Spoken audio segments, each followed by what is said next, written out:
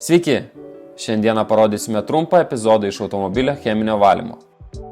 Atliekant detalų salono valymą, pradedame nuo detalių ardymo. Kitas žingsnis mūsų laukia siurbliavimas. Siurbliavimo metu ištraukiame susikaupusias paviršutinės dulkes bei purvus. Sekantis mūsų įrankis yra tornadoras, kuris padeda mums iškelti visus nešvarumus.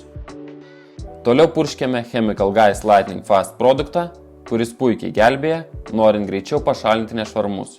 Kad suaktyvinti chemiją dar geriau, naudojame karštus garus, kurie taip pat padeda panaikinti ir bakterijas. Tam, kad išvalyti įsiskverbusį purvą, naudojame aštresnį šepetėlį.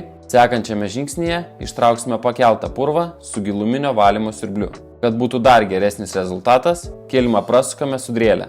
Norint įsitikinti, kad nepalikome jokių nešvarumų, dar kartą pertraukiame kilimą.